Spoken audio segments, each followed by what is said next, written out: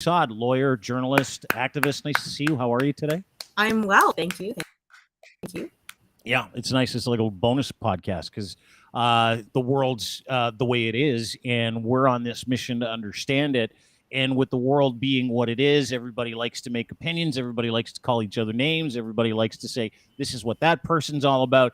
And I sent you a text today, and I was like, do you know this gentleman that heckled Justin Trudeau at the Ukrainian vigil the other night? And you're like, I do, as a matter of fact. And the reason why is because I was on his Twitter feed, and I'm like, because this guy, after he heckled on Friday, we've all seen the video. It's been viral. This guy's been viral. He's got no problem with the tension, loves it. So he's standing by him. I'm really excited to talk to him. His name's Derick Bellamy. If you've seen it, he became the toast of the town, depending on what side of the equation that you're on. Ukrainian vigil. He screamed some things. We'll find out what those are. We've had some fun with it. The world's been having fun with it. Now he's being called a Nazi. Highly unfair. There's rumors going around that this heckler is a paid heckler. We're going to talk about that. We're also going to talk about what intentionality is all about, how he feels, how he got to this point. So I'm really excited for this interview. But you've known this gentleman for some time, if I'm not mistaken, correct? Yeah, I would say probably for about a year. I wasn't actively covering the Queen's Park protests in early 2022 because I was in Ottawa. But when I got back, I resumed that, and Derick was there. And he was a regular attendee. He spoke at most of the events, and just by proximity and kind of having conversations, trying to understand what people are about, because that's why I attend these rallies. We got to know each other somewhat, and it's been an interesting journey, and I'm sure he will talk more about it.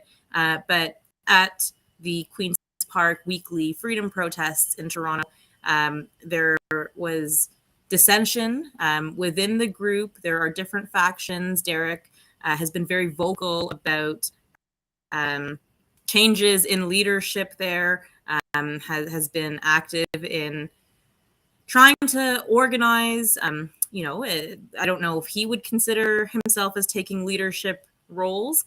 I think he calls it a leaderless movement.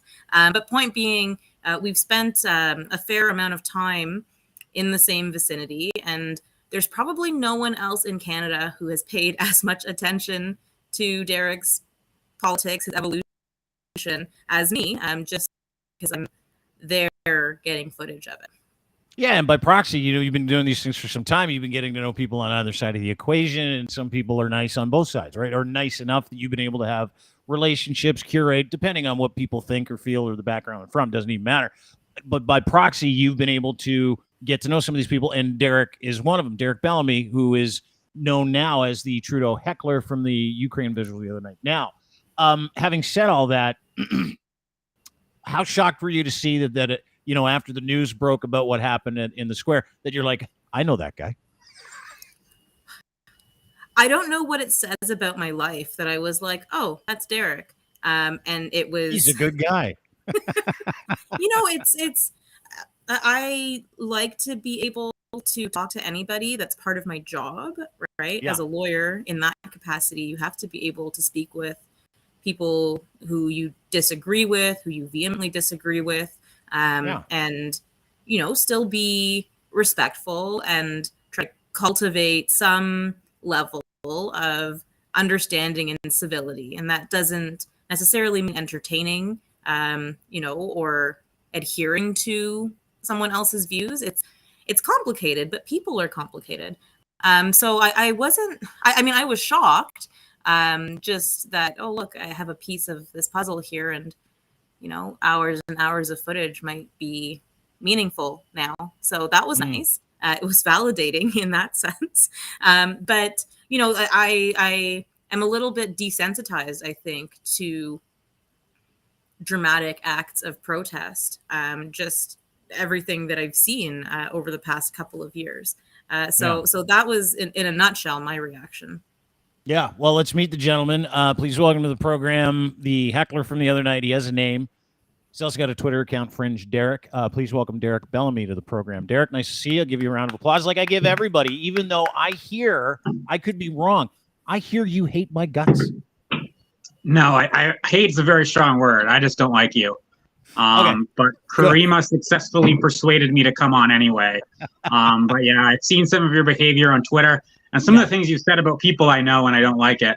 But let's dig into that. Tell me about it. I've always liked Caryma more than her followers. That's always been a thing. Like Caryma, I'm fine with. Her Twitter followers, I can't stand them. And I guess you would just be another example of that. To me, you're just one of Caryma's annoying Twitter followers. You know what? It points for honesty, but let's back that train up from just being an annoying Twitter follower to what it is that you don't like about me and why you said in a DM exchange, which was I appreciate the honesty. You're like, I don't want to do the show because I don't like them. So why don't you qualify that for me? What have I done over the past year and a half? Obviously, this is where our interests have kind of come together, Derick, whether or not we agree or disagree, but we're having this conversation. So our interests have come together. But what is it that I've done that makes you can't stand me or not like me or whatever it was that you said? I wouldn't say I can't stand you because I'm standing you right now. But the reason I don't like you is that you just seem, from the whole tone on your Twitter account and your attitude towards our movement, seems very unempathetic. I mean, I know people who couldn't see their dying parents because of COVID restrictions or their dying grandparents. I know people who had their lives ruined because, their business was shut down. I know people who couldn't see their dying daughter in the U.S. because of border restrictions that mandated a vaccine that they had at the time already admit doesn't stop infection or transmission. I kind of had my life ruined by COVID restrictions for more complicated reasons, and I have had a very difficult life, so I don't think I deserve to have that happen. And in general, it's also the movement's not just about COVID. It's generally just people who feel disenfranchised, right? We were called the fringe for a reason. People who feel disillusioned by mainstream institutions and don't trust them. And sometimes, they're wrong about certain things like, microchips and the vaccine or Ukrainian biolabs that Trump is going to save us from or some nonsense like that. But even then, I can still empathize with these people. And I've noticed that, I empathize with the other people in the movement that I disagree with on some things. And I've noticed that Caryma, at least recently, like when I've known her, has tried to engage empathetically.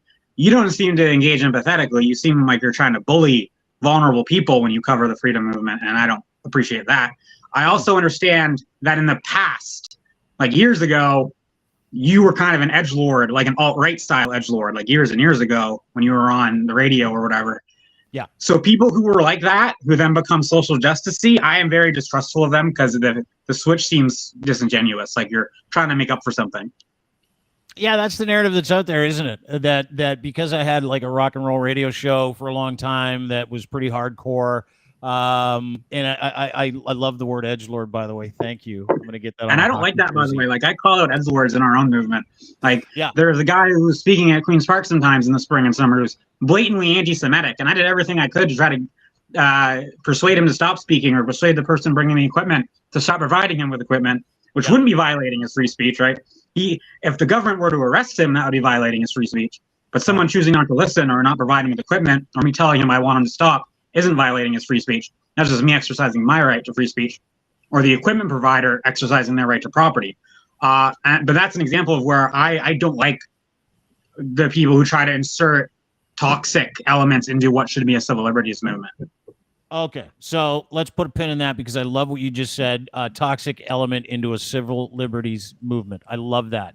I 100% agree with you. I think that like finding common ground in a conversation like this, very important, Derick, and I appreciate you doing that.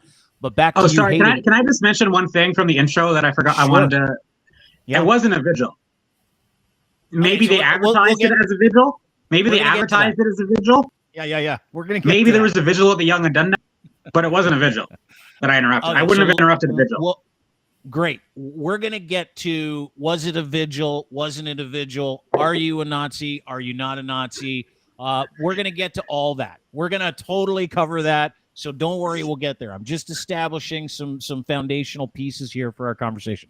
So now back to you hating me or not liking me. You don't hate anybody. You just don't like me. So you're saying that the reason why the movement or yourself, people like you in the movement, don't like me specifically is because I make the exchange or the conversation in and around your liberties on the right or liberties on the left really toxic, and I'm making up for you. I used to be alt-right. Is that correct? You guys think I used to be some kind of alt-right like edgelord? Where does that come from? Do you know anything about that? Or well, the whole thing about your past. I'm sorry. Can you guys hear me? Yeah, very well. The whole thing about your past, I'm not actually certain of. That's just like an impression I get from rumors or whatever. Oh. So I'm not going to pretend that is for certain. I wouldn't dislike you based on that, because that's not something I'm actually sure about. I don't really know what offensive things you did in the past, so I'm not going to pretend. I'm not going to try to cancel you just based on that. It was more the other thing. But in this conversation, like, that's what I'm trying to establish here, right? Like, I don't know you, saw you on TV, made a judgment.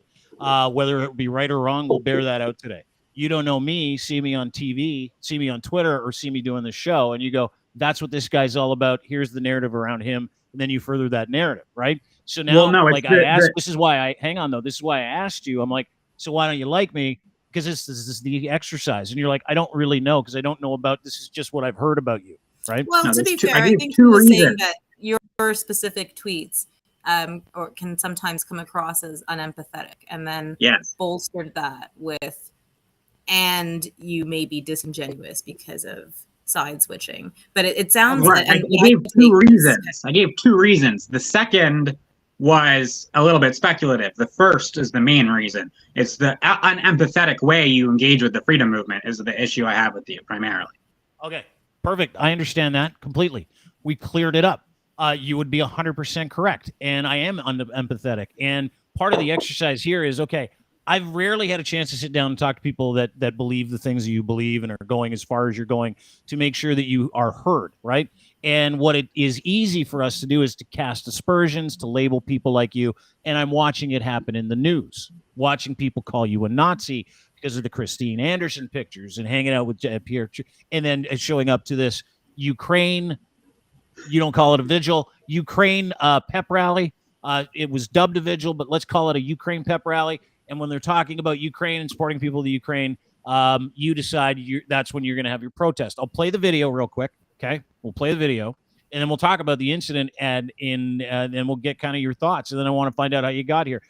Turn it up if you can. This is yourself. I don't really hear what you even say here, Derick. So we'll get to the translation in just a second. But this is the incident that made you go viral. This is the incident that is front page news all over the world. I see that smile on your face. Going viral ain't the worst, big fella. Good for you. But here's the video, and let's talk about it. Ukrainians woke up to the horror of war in their... Hey, sir, I think Ukrainians can tell you a little bit about freedom and liberty, so why don't you settle down? This is a night for them, not for you. So blah, blah, blah. There it is. He does the old campaign. What is it that you said? Where was that? And how did the whole thing kind of come about? Let's start there. So that exchange actually went on for 2 or 3 minutes. You only saw a small part of it from one angle there. But so when Trudeau or someone like that is visiting Toronto on any given day and that information is leaked or figured out by someone, I'm immediately told by multiple people, because people just know that I'm a really dedicated activist. So this is just something where I got a tell on this before it was even really public knowledge, because there's people researching these things and they'll tell me. And I don't even need to do the research myself. You have someone telling you on the side that Trudeau's going to be here at this time, and you've got a group of people that do that, or you just hearsay a couple emails? Is it a chat group? It's an informal thing. It's an informal thing. I just know people who are good at that sort of thing. There's more than one of them. I don't ask them to do it. It's not any kind of organization. It's very grassroots, organic, bottom up. And I had a few tells about this. First, it was speculative, but then once I got some more tells, I figured out that he would definitely be there. I actually, Caryma asked me if I would. Sorry, yeah, but you've met these people that are giving you information about Trudeau and where to go? Like, you know who they are? Yeah, I know who they are. Okay, good. Just establishing some background, that's all. Sorry, go ahead. And Caryma actually asked me if he was going to be there, and I told her yes. And then she asked me to prove it, and I tried to prove it, but it was hard because how we know is very you just you just know these things. If you've been in this world for a while, you figure it out. Like I also knew he was going to be visiting Ford in August, and I was leading the way there. There was about 15 or 20 of us, and Caryma's cameraman was there. So it was posted to her account. And I was leading the way, all up in the cop's faces, leading the chants. I brought the PA to play the music. That was back Trudeau visited Ford at Queen's Park. And fuck Ford too, by the way, just for the record. And Caryma asked me if he was going to be there, and I said that he would be, but I couldn't even prove it because it's just something where if you understand how these things work, you can figure it out based on what's being posted about the vague things they post about his itinerary and officially, and then the things that they'll post about the event itself and various other hints. You can figure out that he's going to be there despite the fact they don't want it to be known too early. We figured it out. And then after this incident happened, I sent Caryma my video, and told her, I can confirm he was there. See, here's my proof, which was funny. So I went and set up. So it was going to be something was happening at Yonge and Dundas, and they were going to march to Nathan Phillips Square. So I did this very strategically. I went to Nathan Phillips Square instead of Yonge and Dundas, so I could wait for them to come before there was that many people. Looked at them getting ready and figured out where he was going to be based on the news cameras and the podium and everything. And this is public space, so I can move freely, and positioned myself in such a way before the crowd got there that I would be front and center, right between Trudeau and the news cameras, and could jump in front of the news cameras and get right in his face. In a second, so it was strategic. Like you strategically got the information from your sources. You came up with a plan about going from was it Yonge Dundas to Nathan Phillips? Well, no, I didn't. I strategically didn't go to Yonge and Dundas because that was the first location. I went to Nathan Phillips Square and let them come to me. Okay, smart. These inner machinations are fascinating to me, actually, because I'm not privy to any of this. So I'm very. Well, I've always wondered how everyone shows up and knows where to go. Yeah, and that's why I was asking, like, have you met these people, like, or is this a group of guys that you met online that are all into the same thing, which is like, okay, but it doesn't function like a carousel like you're imagining, and why it works is that it doesn't function like that. It's just people I know or who have heard of me even who just decide to do these things, and it's incredibly organic. You're sure that none of these people are okay, so you're sure that none of these people are like working with people that work with the Conservative Party? These are just because you don't like politicians. I'm getting that feeling, right? I'm very suspicious of politicians. In 2021, I voted PPC, not because I agree with the entire platform, but because I was so mad about the lockdowns and mandates, and I thought it would send a message. Bernier, I'm pretty okay with, but a lot of the candidates are kind of wacky. Too wacky for me. I voted for them despite that. In the Conservative leadership race, I voted for Roman Back. And I had someone else. But what I'm asking is, but what I'm asking is, like, you are not, activists are different, right? Like, and I think, Caryma, you can kind of speak to it. I don't know what activism is anymore. People that consider themselves activists when they take on a role in a culture or in an ideology. I'm not really too sure. And I don't know, Derick, how you've called yourself an activist, right? But civil liberties activist. That's what I call myself. Okay, so we'll again put a pin in that. We'll get back to it. Civil liberties activist. So you put yourself front and center in the Ukraine crowd, right? And Trudeau gets up there. Take us through that experience. What happened after you got there and the place started to fill in up until the point where you said what you said, and then let us know what that was. That'd be great. Well, I had to make sure I couldn't get crowded out of the spot that I had to be in, and I did that. I was very assertive about that when some people tried to crowd me out. Not because they knew what I was going to do, but just because they wanted the good spot I was in. And then, Anita Anand comes up, and I boo her because she was part of the whole, not because she's our Minister of Defense, but because she was part of the whole vaccine procurement thing and as part of Trudeau's cabinet. Well, actually, I shouldn't say procurement. She was part of the vaccine procurement. That's not why I booed her, though. In her role as the person who was in charge of procurement, including procuring vaccines in 2021, she also was a big advocate for vaccine mandates. So I booed her for that, and because she's in Trudeau's cabinet, not in her capacity as our Minister of Defense, which is what she is now. But I just booed her a bit when she came on. And then she introduced Trudeau. And then when she introduced that bastard, I just went and did what I did without any reservation or nervousness. I'm very comfortable in these situations now. So yeah, that's the photo, one of the photos. Not the most flattering photo ever, but whatever. It comes with the territory, no, right? It looks like you're rabid a little bit. Like that's one of the things I'm like, I wonder if this cat has rabies because you got like a bunch of spittle coming out of your mouth. You should put up some of the stuff that Mr. Freedom has posted about Caryma. That's even less flattering. Although I think a lot of it's photoshopped. Half of it's Photoshop, half of it's just my unfortunate existence. But anyway. It's funny, he would make fun of you for being fat. You're not that fat, Caryma. Like, maybe you are a little bit above the ideal weight, but so is everyone in North America. Like, so am I. Like, what? You could lose 20 pounds? Like, yeah, okay. Who couldn't lose 20 pounds? Whatever. Yeah. Like, you're not fat enough to be. I love these quick BMI asides that we're having in this conversation. It's the best. Well, Caryma and I are pretty comfortable with each other at this point. Yeah, I can see that. Yep, very much so.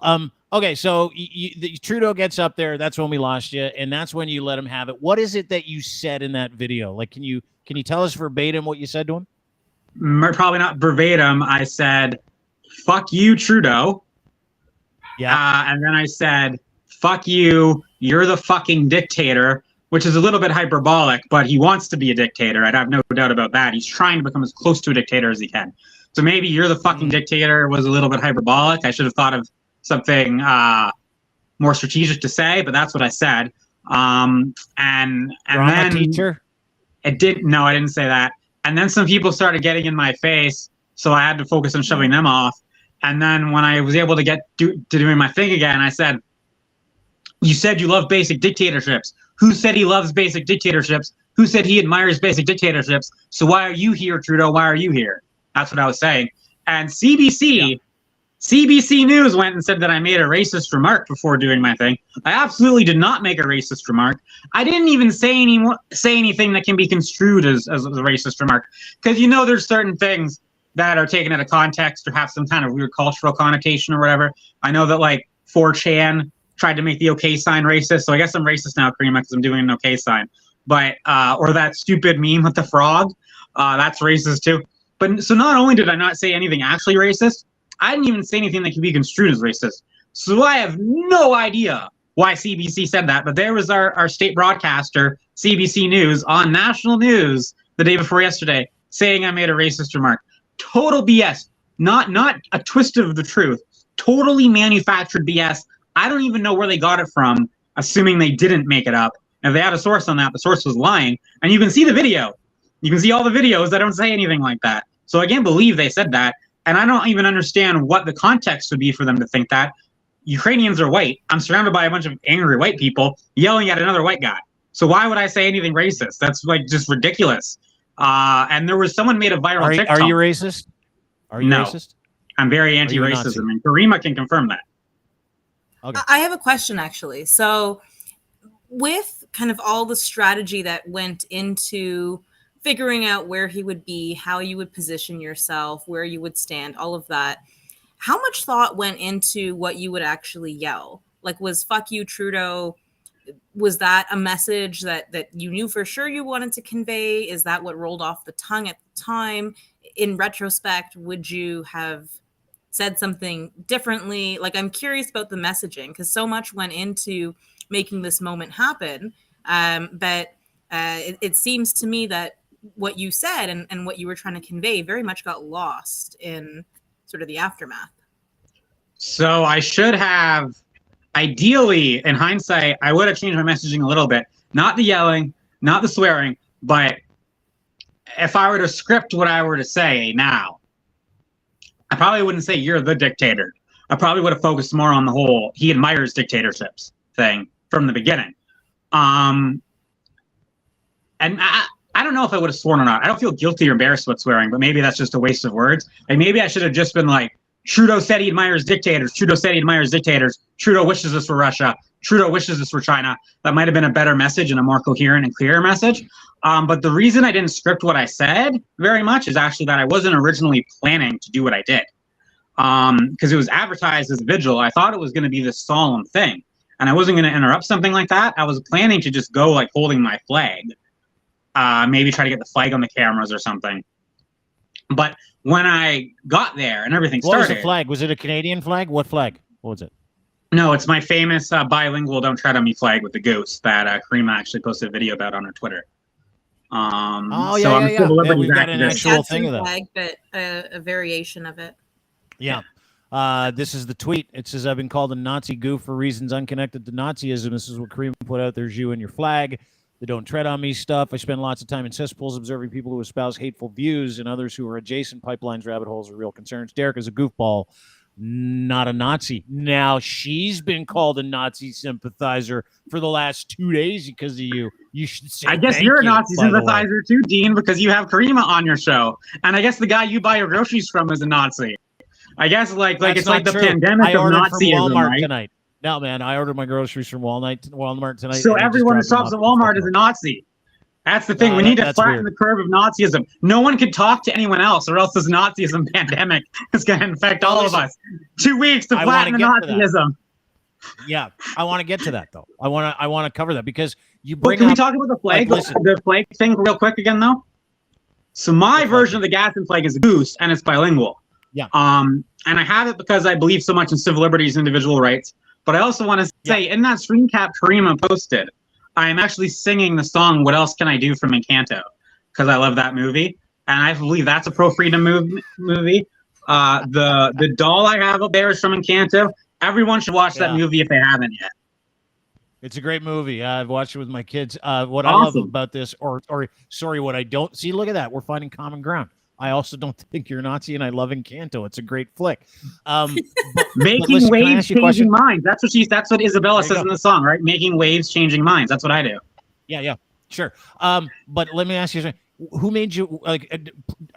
Are jorts back? Jean shorts? You're wearing jean shorts in this bad boy. I'm like, those are khakis. That's the most offensive thing I've seen is a dude in jean shorts again. Those are khakis. I don't wear jean shorts. Come on, these are jean shorts, dude. Look at them. No, you're just assuming that because of the color. They're khaki. Oh, they're khaki, like made to be look like jorts. Is that correct? They're not jorts. You're just looking at a bad low-res photo. I don't know. Okay. So they look like blue. That's key. Listen, if you want to like cop to the truth, let's just admit that those are jorts that you're wearing. This is the kind of shorts I wear. I actually happen to have a pair right here. I don't know why. But they're khaki. All right. Okay. Your khakis. Sorry about that, Caryma. I didn't mean to interrupt you. You're going to say something there? No, I see how they look like jeans, but anyway, I'm just looking at a closer image there. Yeah, the flag is an interesting thing because and you know what, the flag hasn't come up in all of the proof that Derick is a Nazi, which I'm surprised at, but I think it's because most people don't know anything about you, and so they're sort of grasping at what is available. There are pictures of you and Polyev, of Christine Anderson, of Bernier, and that sort of becomes evidence and incontrovertible evidence of someone's political. I'm not a huge fan of any of those three, by the way, especially not Anderson, who I didn't even really know that much about. The only politician I've like energetically supported at any time. Yeah, look at my expression. It looks like I'm being forced to take a family photo. Only politician. Let's talk about this. Hang on a second. The only politician I've enthusiastically supported is Roman Baber. The only one. No one else. And he's Jewish, by the way, which is a happy coincidence for me. Excellent. So here we've got you and Pierre Polyev. Now, this is what internet haters love to do. Haters, I call them, with an A-Z. Haters. What they do is, and dude, it's like a trade secret. You know this. How can you find someone that was associated with another person, and how can you paint that relationship as a bad relationship, or it means that person's an asshole? So now you go out, you do this, you heckle at which you described as a Ukrainian vigil in our conversation, but you said earlier it's not. But you go and heckle. I didn't call it a vigil. It was not a vigil. I thought it might be. Well, you said it was advertised as a vigil. That's what you advertised as one, but it was not one. It was a war rally. Hype. It was a Ukrainian hype rally that a bunch of politicians, including Polyev, used to promote themselves. Okay. Well, let's back that up a little bit. But it was called and dubbed a vigil. That's what everybody that went that I know to support, they went, it was a vigil. I'm going to call this interview a vigil, and now you're offensive for interrupting a vigil. Whatever. Let's just label anything we want. Sure. I'm just trying to explain to you why people are frustrated. So when that I don't think that's why they're frustrated. I think they're being disingenuous. Okay, so let me finish. So to me, I used your video to connect you to Pierre Poilievre. That is what everybody's done, right? Now, the reason why they did it is because that was advertised as a vigil, and people are not upset that, in my mind, like the egregious part was, as someone reading this and watching it, is you're at a vigil, right? Advertised as a vigil, even though it wasn't. You said it was a hype rally. That is your translation. That is your opinion. But on all front-facing pamphlets, internet information, that was a vigil. So you look insensitive. Does that make sense? Like, people that go, fuck, I thought this was a vigil. I got this guy behind me going, fuck you, Trudeau, at a vigil. Like, does that not kind of touch you So somewhere when where Russia you're like, yeah, labels, I get why people are pissed off? When Russia labels Eastern Ukraine and Crimea as part of Russia, should you respect that No. because it's a label, or are you more concerned about what's true in reality? That's an absolutely ineffective way to be able to offer up two opinions on the same thing. It's false equivalency. That is not what I'm talking about. What I'm asking you is, do you understand that people were upset because a lot of people thought they were at a vigil and for dead Ukrainians and the war dead, and there's you with your flag telling this guy to go fuck himself, which, by the way, is a protest. It's not like a Nazi racist guy going, fuck, I'm a Nazi racist. But so I'm meeting you part of the way there. But I'll tell you where a lot of people had an issue with it is a lot of people were there to be able to say, hey, look, this is a solemn moment.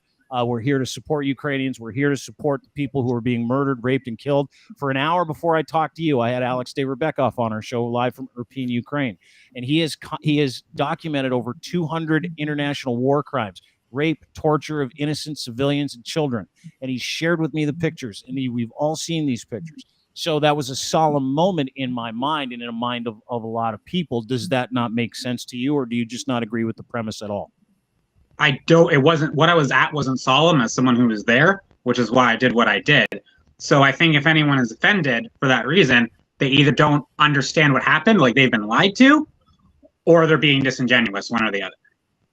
What were, I guess, the indicia that it wasn't a vigil? Like, when you say that wasn't the vibe that you were experiencing, unpack that for us, because I wasn't. Well, vigils usually aren't very loud. There was tons of songs and dancing and cheering, and it wasn't like, Amazing Grace, solemn funeral songs. It was like hype songs, like war songs, and it felt like a war rally with like drums and stuff, like the kind of stuff they have in Russia as Putin propaganda.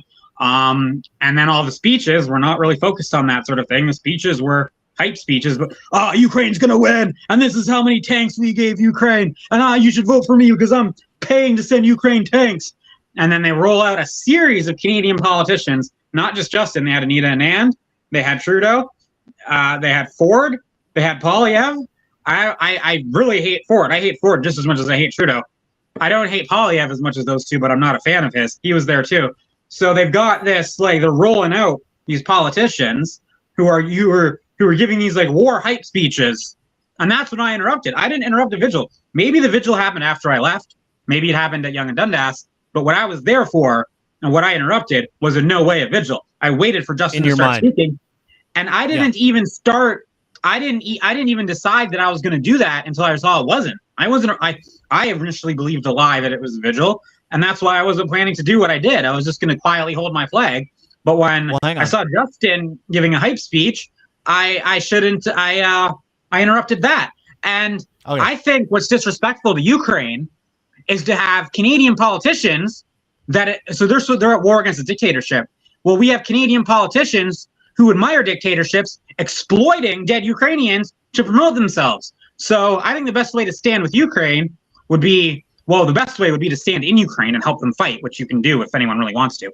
But the second best way to stand with Ukraine would be to fight for freedom here. Not to let politicians exploit the war. Listen, you and I would both have some common ground there too, and I think if Caryma in a moment, you would probably say the same thing. It's like, war is bad. Having a pep rally for war, probably not great. That wasn't a pep rally. It was a visual that kind of turned into one. You had Ukrainian people there that were not celebrating the death of their family members, right? I come at this from a very different perspective because I am not an activist. I'm someone that tries to popularize and understand and translate different things that are going on in the world. So translated according to everybody else that was watching. By the way, I've never seen anybody drink more liquids in a podcast than our man Derick. Just so you know, he has been drinking liquids this whole time. Yeah, but I do that. Attaboy. No judgment here. I'm a big liquid guy too. Yeah, exactly.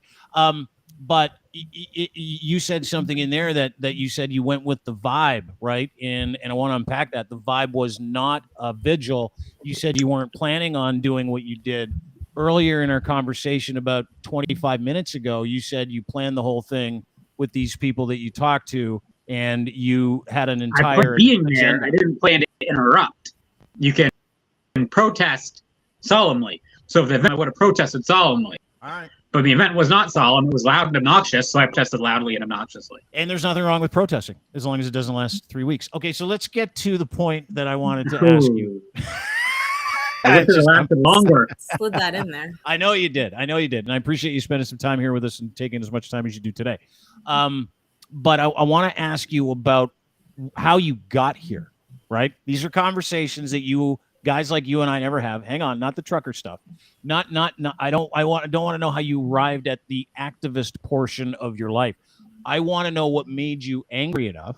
What makes you angry enough to do the things that you do, to show up to rallies with Chris Sky, to show up to these vigils or pep rallies, call them whatever you want, and interrupt, because you also said something very interesting earlier about why you don't like me, right? You said you don't like me is because I introduce a toxic element to civil liberties, right? Well, the toxic element comment is about the people in our movement that I have differences with, actually. I criticize you because you don't engage with us empathetically.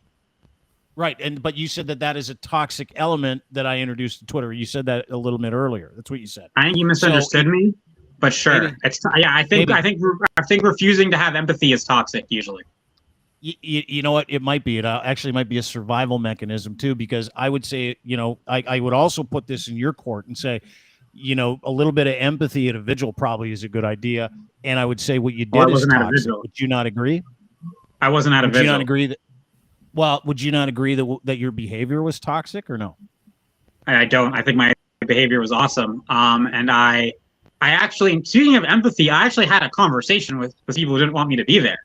Like, I had a conversation with them empathetically.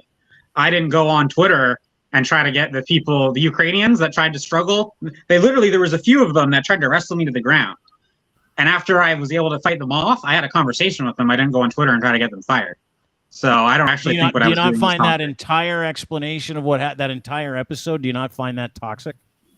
No, I think I detoxified the event by getting under Trudeau's skin and discouraging him. And I think if they wanted to detoxify the event and actually honor Ukrainians that were killed by Russians, I think the best way they could have detoxified it would be to not invite Trudeau and Ford.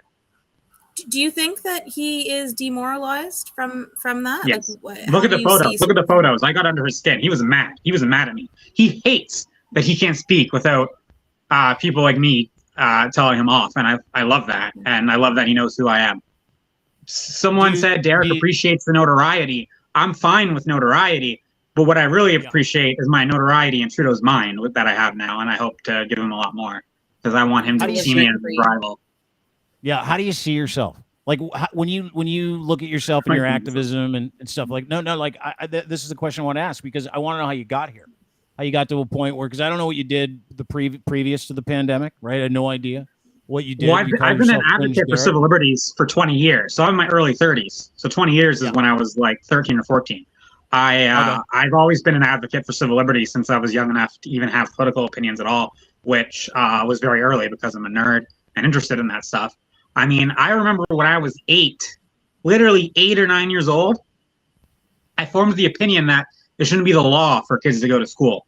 That like if I was a homeschooling advocate and a school choice advocate when I was literally 8 or 9 years old.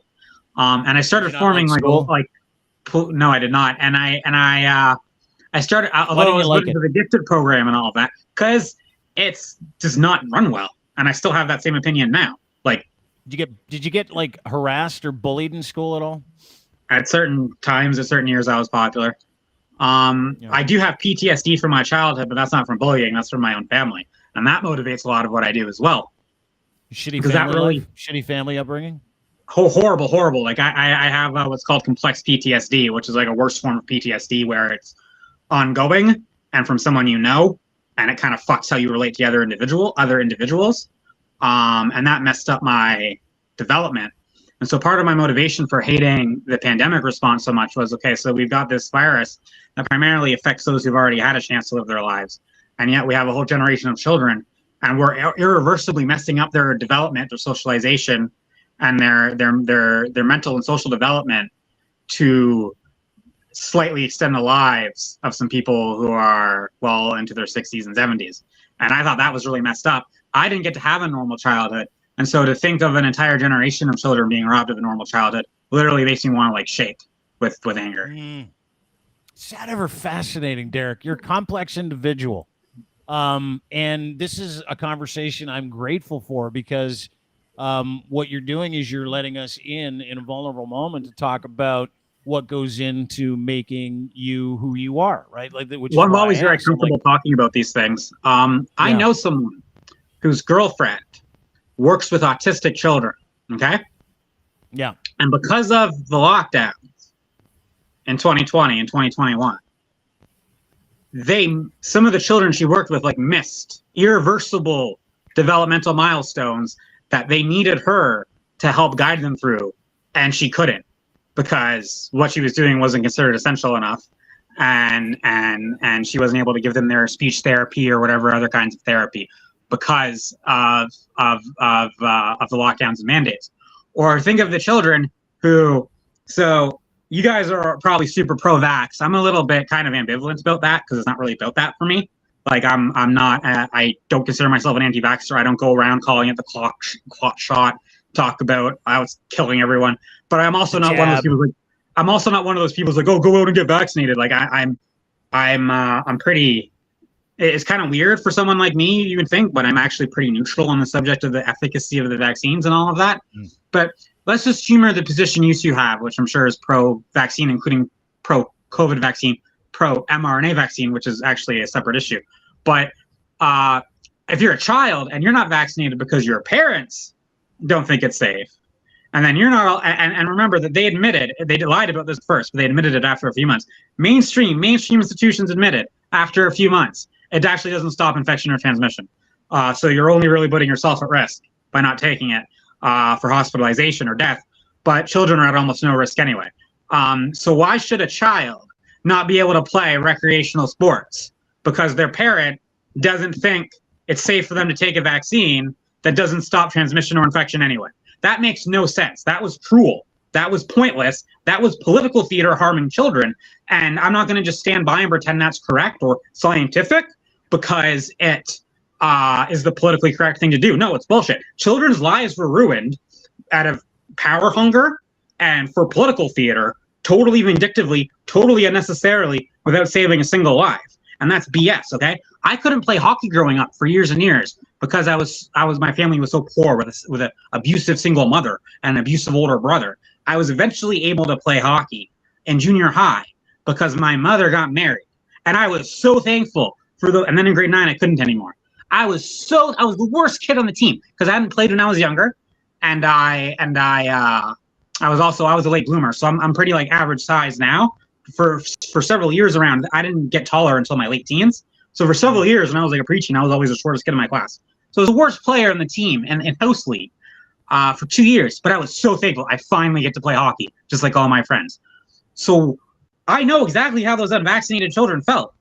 And those children who chose not to get the vaccine or whose parents chose for them not to get the vaccine were at no risk to anyone around them getting by not being vaccinated. No risk, according to the mainstream science. So that's total bullshit. And people like you and Caryma, if you're all about protecting and standing up for the vulnerable, you guys should be totally against that. All the social justice-y people who talk about punch up, not punch down, they should have been standing up for those children like I've been.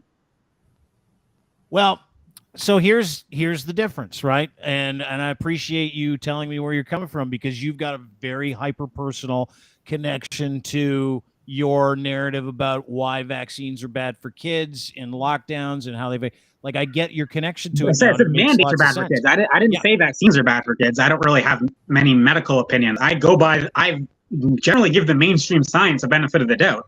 And the mainstream science actually supports a lot of my political conclusions if you look at it carefully.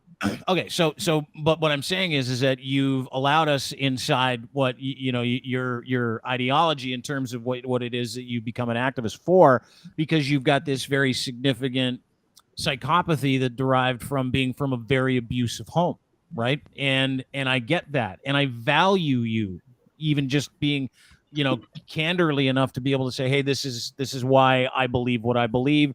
It started at 8. It started in a home that was not a lot of fun. It started with the abuse that I had to suffer, and I've got complex PTSD. And I really appreciate you sharing that with us, Derick. Like, I really, really do. In terms of how you have processed, what it is that's going on, you've done it kind of through that lens then, right? Like, how you've processed what's going on around you, you've done it through the lens of, a lot of the issues that you've had to suffer through growing up, correct?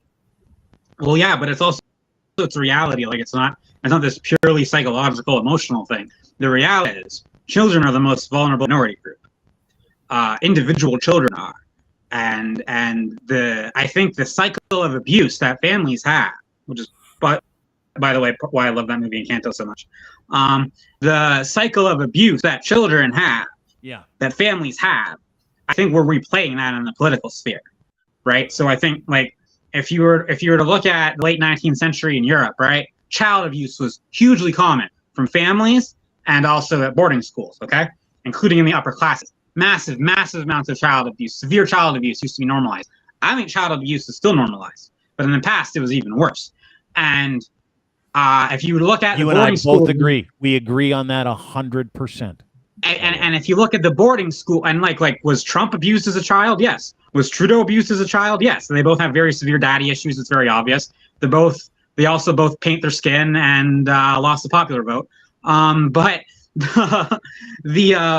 if you look at the boarding schools in Europe in the late 19th century, okay, which country in Europe do you think had the worst child abuse of their boarding schools? And in which country in Europe do you think the child abuse was the most normalized out of all of them? It was Germany. Well, that shouldn't surprise you because they're the ones that started. That was going to be my guess. Got to be Germany, dude. Got to be Germany. Yeah. And that's not a coincidence. And if you look at dictators throughout history, they were all severely abused as children. And that's not a coincidence. And politics as we know it is the government taking the place of an abusive parent. And when people are attacking the freedom movement, be like, oh, look, you guys, you're a child. You're just children having a tantrum. There's some truth to that. But you know what? I think we should be nicer to children having tantrums. I think the best way to help a child having a tantrum mature is to empathize with the child having a tantrum. Because children act that way because there's a need that's not being met. Like, children need attention. They need guidance. They need empathy. And they do those things because they're not getting it. It's a survival signal. Evolution doesn't have children cry or whatever for no reason. They're literally doing it because in their minds it's a matter of life and death. And in the past, when we would kill annoying children, it was a matter of life and death. And when you are calling people in the freedom movement, oh, you're just a child having a tantrum, well, you're basically continuing the cycle of abuse that exists in families, but that also happens on the social level through governments. And that's what I don't like about the way you act on Twitter, Dean. And that is also shows how all of this connects. I love how you brought it all the way around full circle, because you're right. I don't have any empathy. And I don't have empathy because, in my opinion, and I'll share with you why, right? In my opinion, I also grew up in a somewhat abusive home. I feel like it was my job to educate myself in terms of what was right for me and my kids. I hold, and you can ask all three of my boys who all live with me, you can ask them all the same thing. What is Dad's number one job? To be an advocate for his young men. That is my job. That is the only thing I take seriously. Would they say that? If you ask them, would they say that? 100%. I got a awesome. guy sitting well, I 4 feet that away from me right now. A lot. And what I really respect about what you just said actually is not that you said I'm a great dad, because anyone's going to say that. It's that you actually said that your children are the proof of that. Like, that you were willing to use your own children as witnesses, because they are actually the judge of that. believe it or not. Totally. And the reason people don't want to believe that is because they actually are not good parents. So the fact that you are using your own children as witnesses for you being a good parent, I think is actually a good sign for your parenting. I'm happy to hook you with a phone call with any one of the three of them. You can say, what's your dad like? They'll tell you. We like to educate. We like to figure out what's right for us.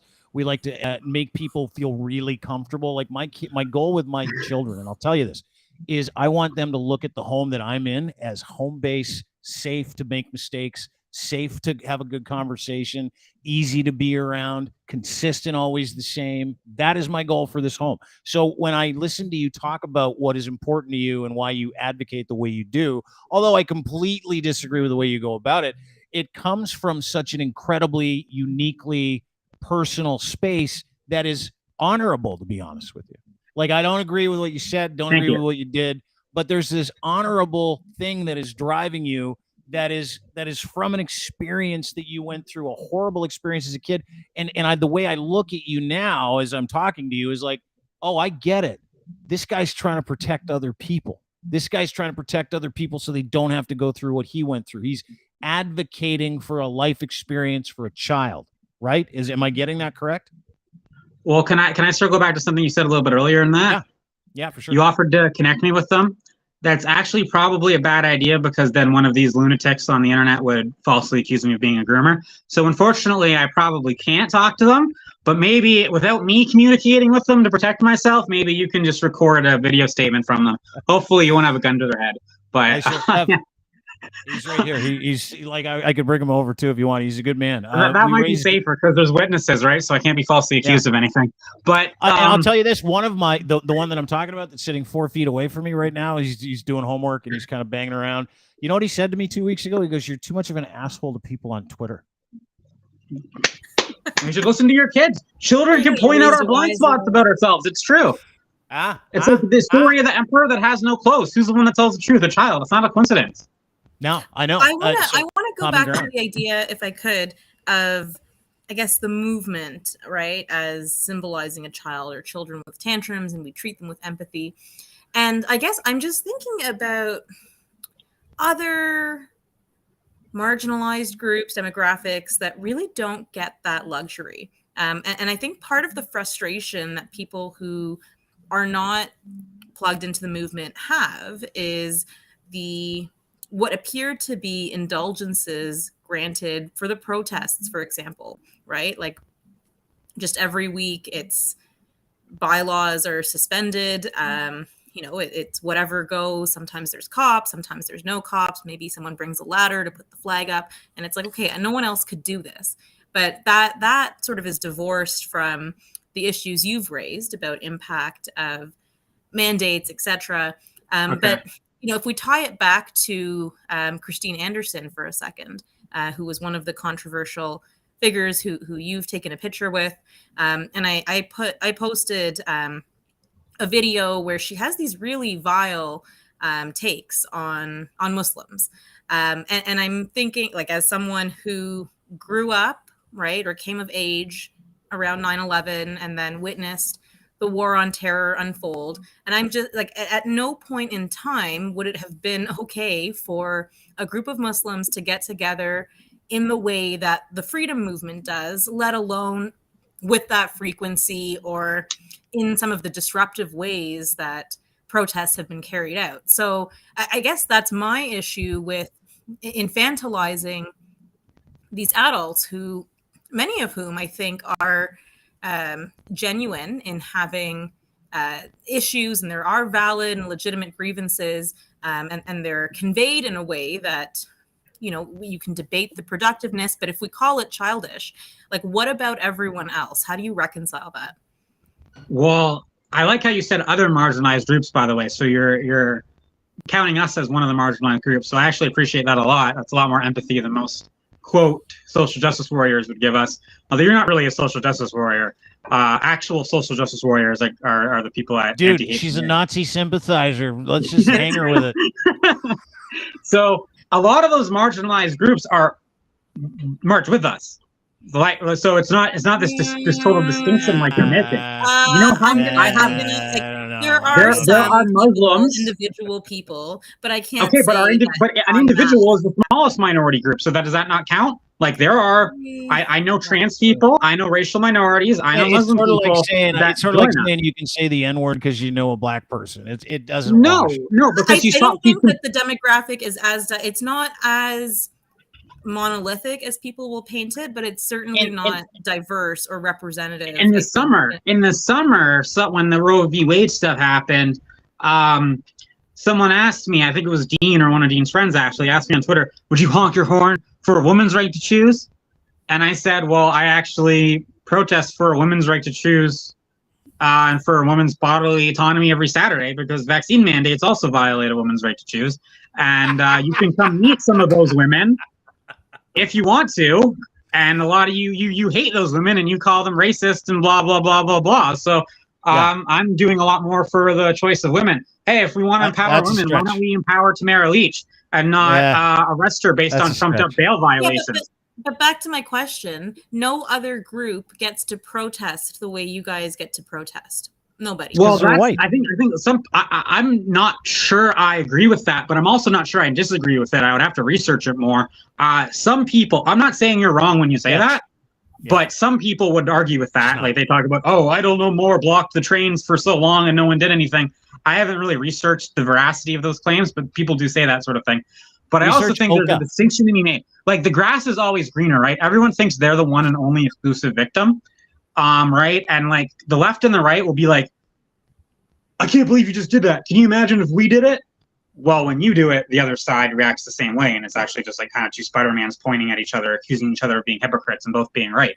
Like, so that's a great meme, by the way. It's one of my favorites. Do cops, like, are cops sometimes more tolerant of the freedom movement than they would be with BLM? Yeah, that might be true. Is the media less tolerant of us? Are celebrities less tolerant of us and more likely to put a left-wing freedom activist movement in a positive light and us in a negative light? I would say that's also true. Different institutions are going to, like we talk about institutionalized racism, institutionalized sexism, but not all institutions are the same. And institutions are ultimately made up of humans with their own individual human biases. So in every different country and every different type of institution, there's going to be different reactions.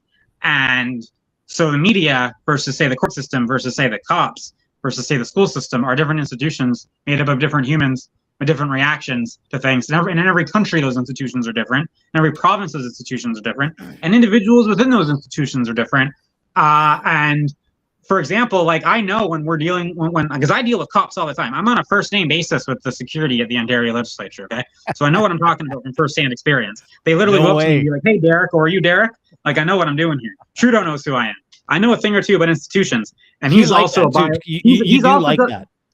He's also, right. I do like that. He's also done a lot to fuck with marginalized groups, by the way, like not giving them drinking water, even though he promised he would, and, you know, firing an Indigenous woman from his cabinet because she didn't want to obstruct justice in his behalf. So you could say I was protesting for marginalized groups on Friday as opposed to doing what a lot of white people wanted me to, if you wanted to spin it that way. But what I'm trying to say to Caryma here is that... Hang on, let me just I see what you're saying, Caryma. I see what you're saying, Caryma, but it's not that simple. There's way more complexity and nuance to it. No, it isn't. No, it isn't. And I'll tell you why it's that simple. Because it's factual. We have yet to see Muslim extremist protests go for 3 fucking weeks. We have yet to see a Black Lives Matter protest go for 3 weeks where they pitch tents and put up beaver. The Black Lives Matter protests in the U.S. went on for months. They went on for months in summer 2020. And I'm not saying that's necessarily a bad thing, but it went on for months. Yeah, but it's got nothing to do with us. Doesn't matter. That's not. It's so you think Canada's more racist than the U.S.? So in the U.S., I think we have no. That question is absolutely unimportant. I think Canada has systemic racist issues in a big fucking bad way, and I think the fact that this is what I think now. Okay, I haven't shared any of that with you yet.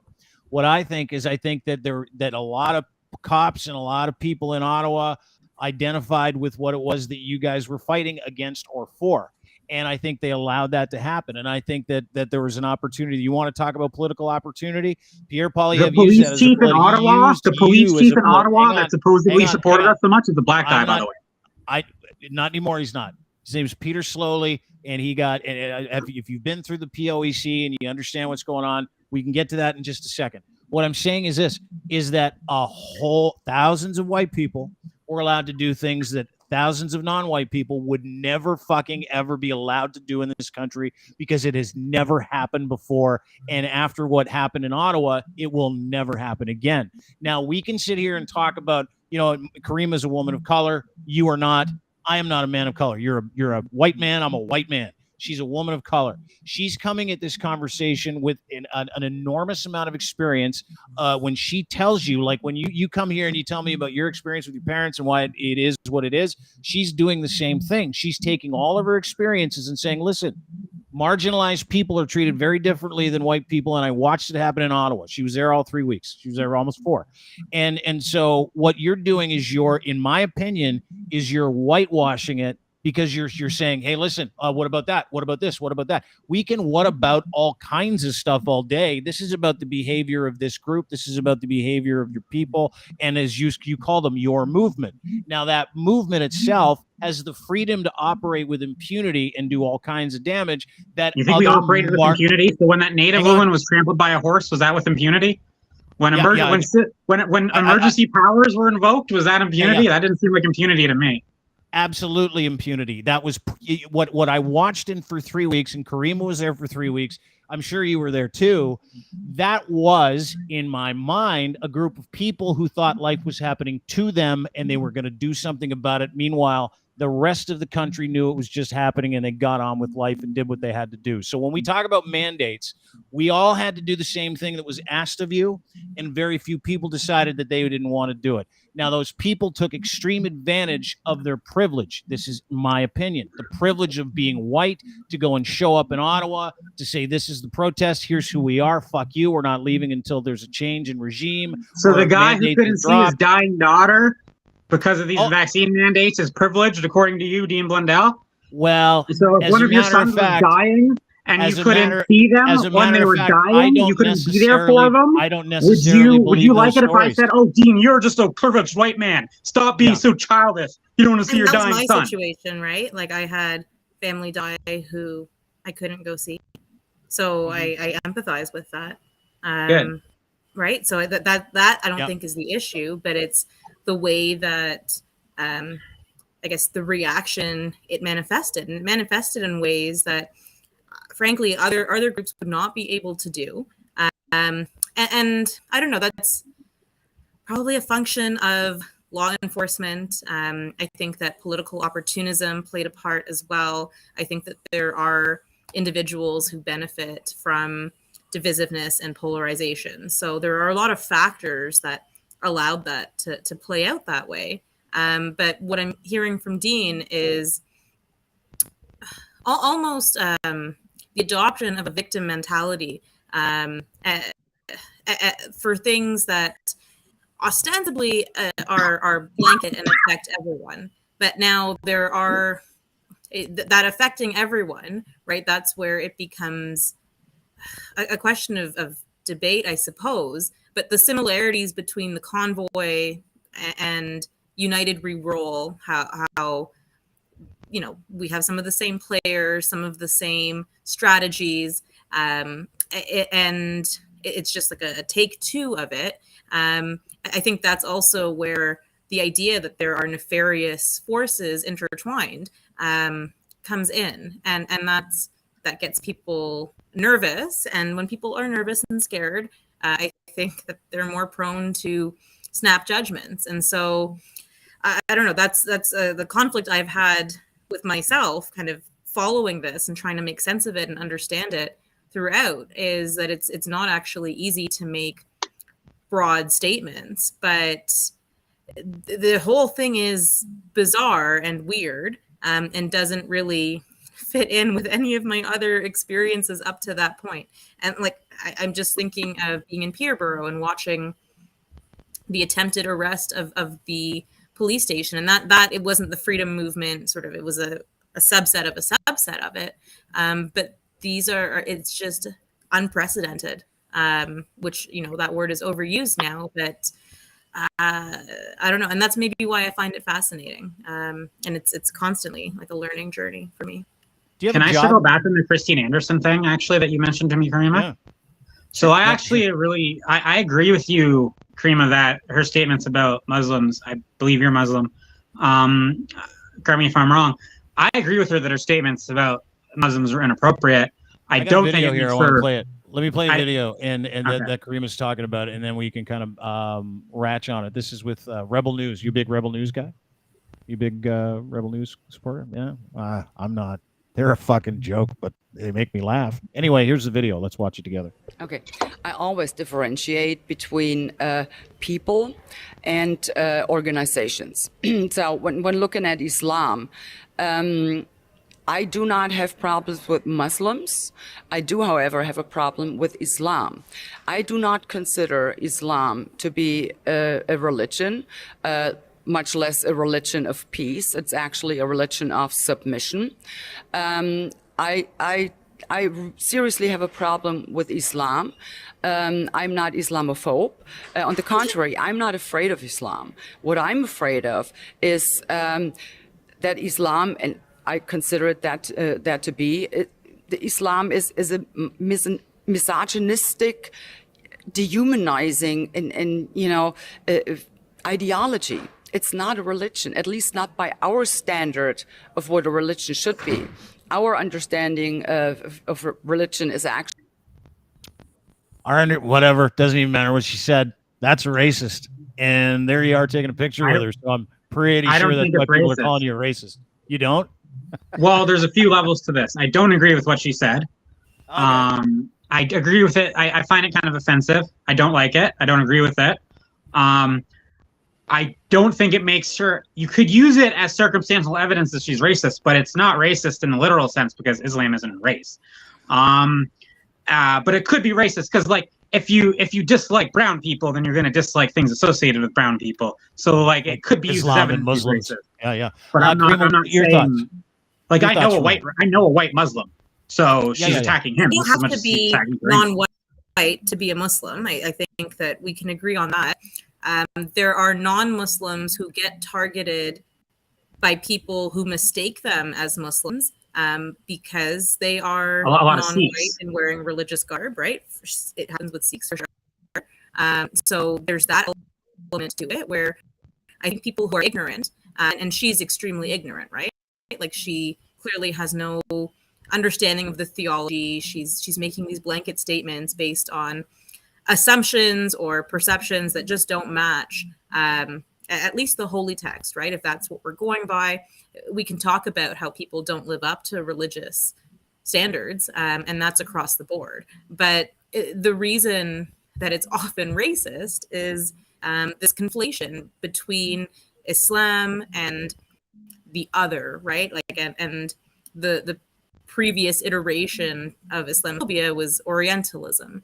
And so Islamophobia is just a modern manifestation of that. And what's fascinating is, like, the hotbed of political activity in Canada that we can describe as right-wing, far-right. A lot of that was galvanized in response to like M103, so a motion recognizing Islamophobia, and that weirdly brought people together, and in formations and groups that have shifted, but there are straight lines that can be drawn between that and the Freedom Convoy. So to me, that's very telling, and it's telling as well that someone who you've described as a voice, the European voice, I think, because of her comments to Trudeau well, her comments to Trudeau were very civil liberties focused. So I was focused on that. I don't agree with what you said about there. Let her finish. Right? Populism comes with sort of the shiny outside and appealing to, the masses. But there's a dark underbelly a lot of times, and it comes as no surprise. It comes with the territory. So she's no different. I think that she's, political opportunist, probably in the same way as I would consider Bernier or Polyev, who, and don't forget that it was, early 2010s. We had like the barbaric cultural practices hotline. So Islamophobia, it is inextricably linked to all of this. And I think that's another reason I find it fascinating. Same with anti-Semitism. And there are threads that can be drawn. So I find that hard sometimes to separate within the freedom movement, because it's all this medley hodgepodge. Anything goes, because there's no real ability to self-regulate when you are calling freedom. And it happens sometimes, right? I've seen White Lives Matter get kicked out of Queen's Park. So, credit where it's due, like the most blatant and offensive forms. But that disturbs me. And it detracts. Does it bother you that he had a picture taken? Does it bother you that Derick had a picture taken with her? Like that because you know him, or is it like, hey, she's just there standing with a Islamophobe, a woman who's racist? Seen her like, face how do you on look T-shirts that they're selling and tote bags, right? So she's become sort of, there's this cult of celebrity around her. I understand where it comes from. I understand probably that most are only familiar with that little soundbite. I don't speak German. I don't know anything about German domestic politics. I know what I can read from a Wikipedia page or Google, and now I've seen some of her interviews, so I can base a judgment on that. The photo, does it upset? Like, it is what it is, right? Like, I wouldn't pose for a picture with her, but Caryma. a lot of things Derick does, and that's okay. And I would assume that, the appeal was that cult of personality and what she said in EU Parliament, or that she just hates Trudeau. Was that part of it? You're like, hey, fuck, she hates Trudeau, so I'll throw my cap in with her. Is that part of it? Caryma, you know better than anyone. Out of anyone on earth, I'm not afraid to be friendly with someone that I have major disagreements with, because you and I wouldn't be friends if that were the case. A lot of people give me shit for associating with you in the freedom movement, and I don't care. Well, you should. She's terrible. And I wouldn't be on this show if I was someone there are people that are touchy about that sort of thing, but I'm not. As a lawyer, I need to, because I need. You got Jeremy McKenzie's legal team. It without getting into the specifics of anything, I need to be able to associate with anyone, and I exercise that right freely, and I pride myself on being able to talk to people regardless of their power status or position or their politics. And we have that in common. Yeah. But it's part of the, we had Tom Marazzo on a few times on the show, right? And I like Tom as a person. I worry for Tom as a human being. Like having you on the show, Derick, I do. I worry about him because he fucking lives in a tent in the woods, and I'm like, it's no way to live. I've offered him help. I am not the person that you seem to say I am. And, we just went through the whole experience where he said, I don't like you, and here's why I don't like you. And it was valid, right? Totally valid. But, what we like to do is we like to attach people to other people and then go, well, there's intentionality there. That's the problem, right? And so anybody having you on the show, I'm going to hear about it. When we had Tom on, I got hammered by people, lost followers, because they're like, how can you put that guy on? He put a whole city at risk, which I believe he fucking totally did, as well as you. But I also am not dumb enough to go, okay, listen, there's a guy out there that made international news, right? Because he hates Trudeau at a vigil, whatever you can call it. International news? Was it really news in other countries? I didn't see that if it was. Huge. Yeah, it was huge. Yeah, it was all over the place. Congratulations. Doing my job. That's all it is. And when I look, and this is the thing. So when I look at that, exactly, that's where you came. I've been able to understand intention, why you did it, but I also look at it like, what is wrong with Fringe Derick? Right? That's how I look at it. What is upsetting him so much, other than your familial experience, that makes you spend weekends being filled with rage, spreading anger? It's not rage. Frustration. So rage is self-hatred. Rage is when you lash out at a self-hatred. Anger is when you set a boundary. Anger is protective. Yeah, that's anger, not rage. So when a mama bear's protecting her cub, that's anger. Why are you still so angry? It's been 3 years. Do you have an unlimited tank of anger that you're willing to? I was angry before the pandemic. That just gave me the motivation to do something about it. Oh, okay. So the pandemic was an impetus for you to express your anger. I want to follow up on something that was said earlier, though. I want to talk about Islamophobia a little bit more. What is the name of that bill?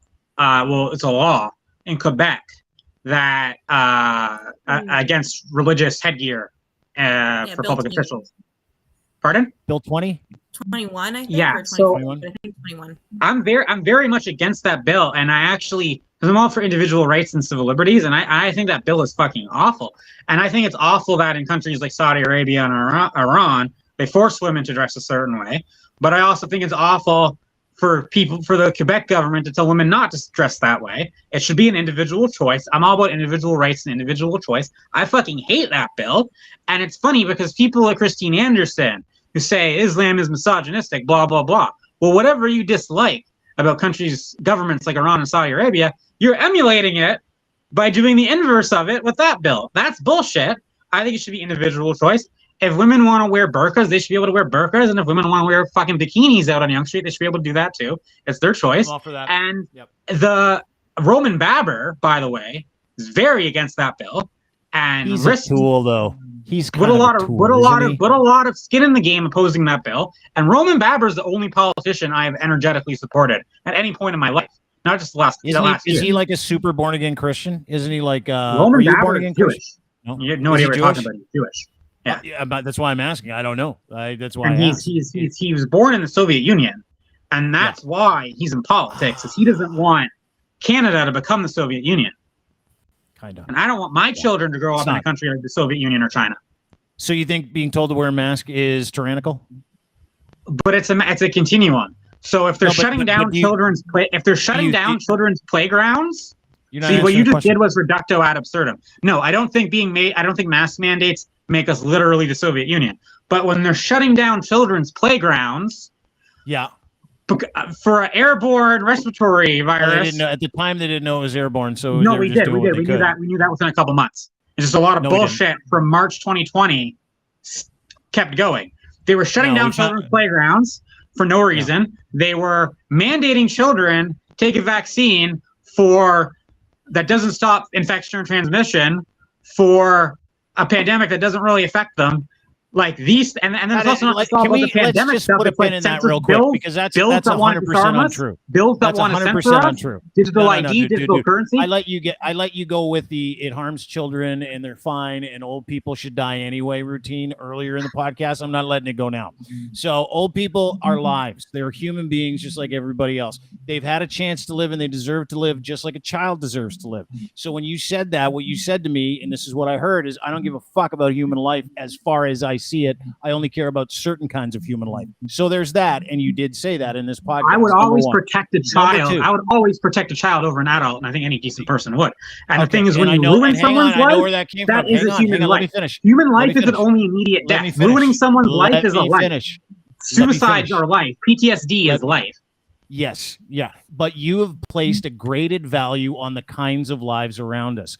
And the older lives don't matter as much as you as the younger lives, correct? Absolutely correct. Absolutely correct. I will own that. That is bullshit. That is such a fucking cop-out. That is so weak. It's not a cop-out at all. It's decency. It absolutely is. No, it's not. Decent would be say, hey, so would you sacrifice your children? All marginalized people. That is not on the table. Sacrificing kids is not on the table. To save someone older than you? The kids were not problem by fucking masks or lockdowns. They were not. And there are scientific evidence that comes from Harvard. There are children with PTSD who are fucked up by the mask. Place. Dude, no, there aren't. There are none. Zero. I'm going to send a study to you today that Harvard did, like a peer-reviewed psychological study of over 10,000 kids that had to wear masks during the pandemic. Not one of them have any malingering issues. Zero. Not one. I'm going to send it to you when I'm done. I know someone. I know someone who was raped as a child. And the person not what we're talking about. What you're doing is you're taking that's a psychological issue that is paired with this issue that is pre-existing. It is not like this is where you and I completely disagree, and we don't stop to sit and listen, right? I'm trying to explain to you like legitimate facts based on academia, and the academia and the psychological repercussions are zero for kids that had to wear masks. And by the way, here's the other thing. We have lost children who have died from RSV, not just in Canada, but around North America. And I, unlike you, seem to think that all of these lives are important, Derick. That's why I get frustrated. That is why, hang on. That is why I get angry with people that say, you know what? Those old people, they don't fucking matter. Let them die. That is not fucking cool. And that is why I have no sympathy or empathy for you in the movement. That's a fact. Well, empathy is not a gift you give someone. Empathy is just something that everyone should have, because empathy is I got about no empathy for understanding. somebody that says a certain life isn't worth another life. They're all the fucking same. They're all just as valuable Well, as you the don't other. even They all know come what from the, families you that don't have even loved you ones. literally don't even know what the word empathy means, which doesn't surprise me.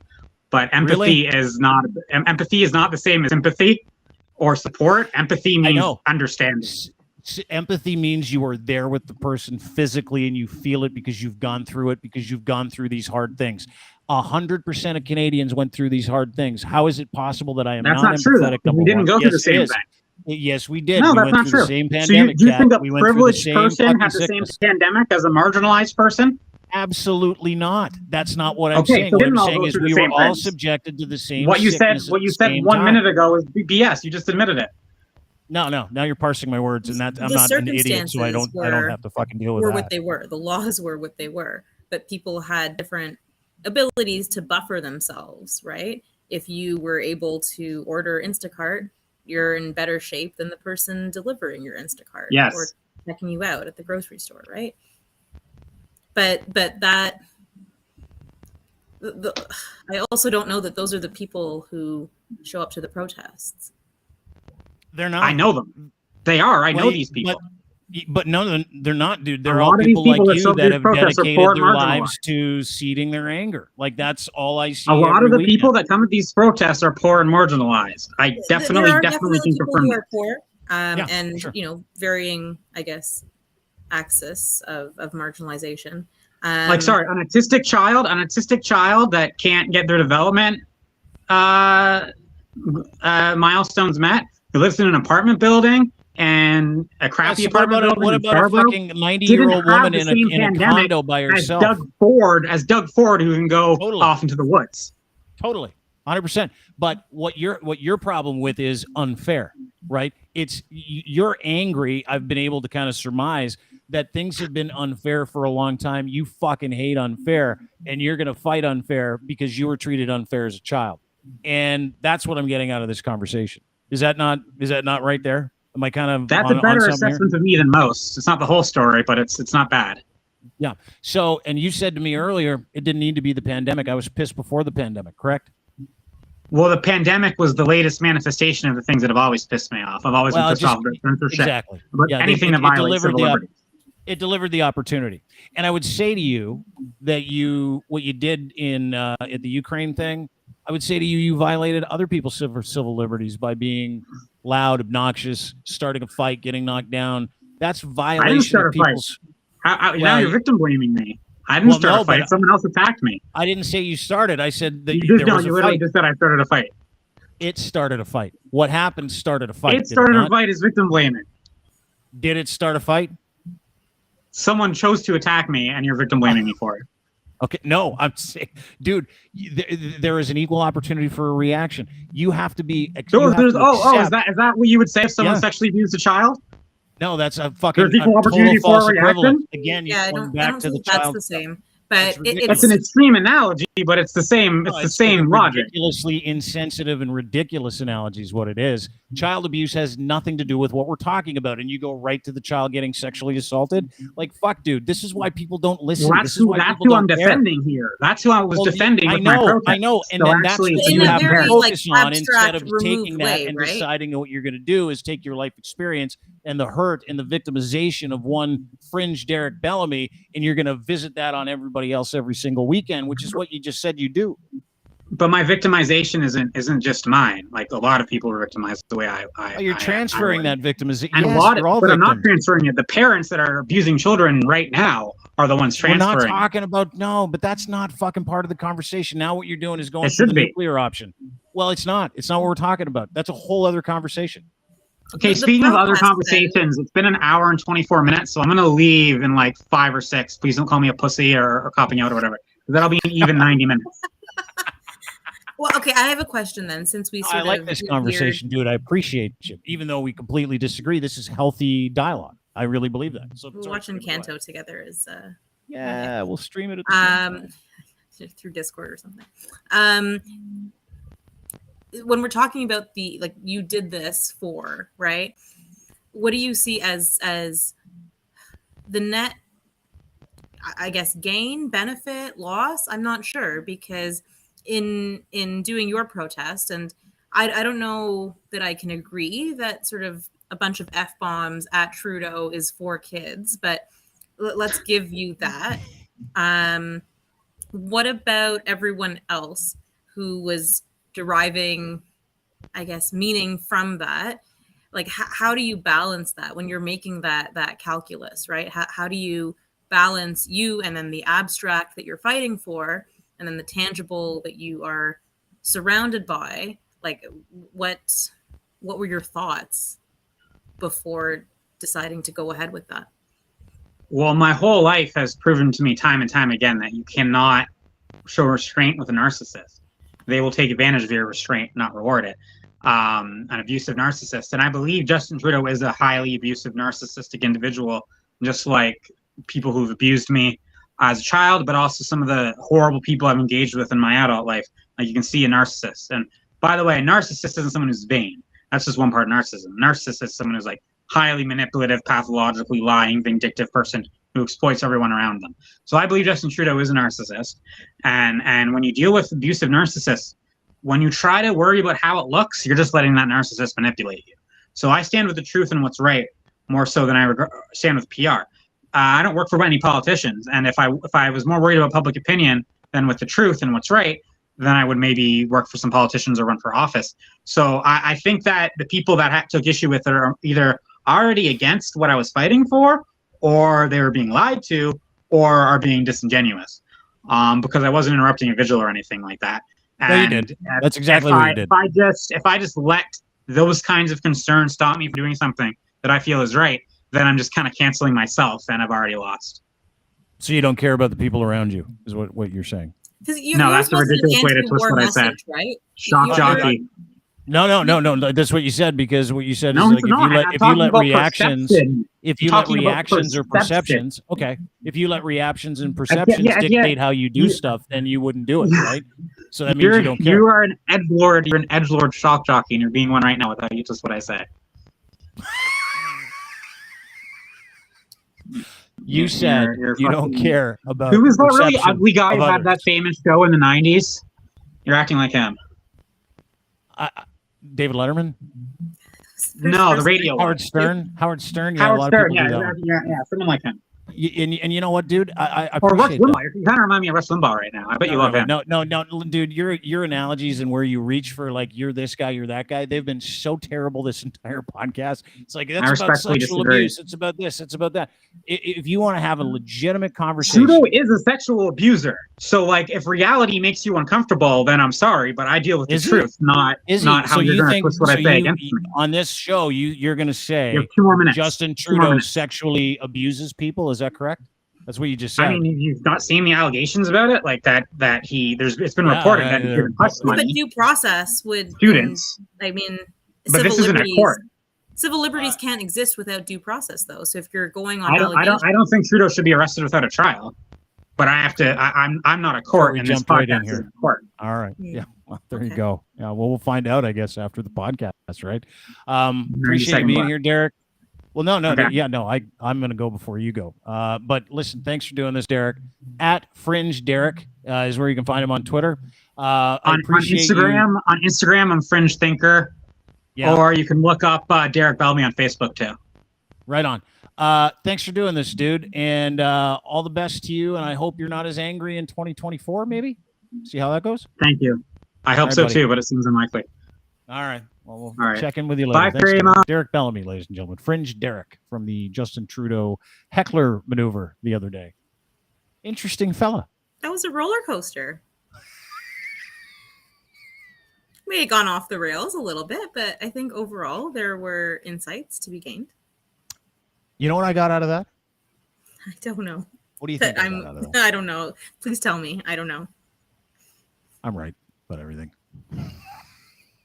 I'm right about everything. It made me wonder what I do my weekends.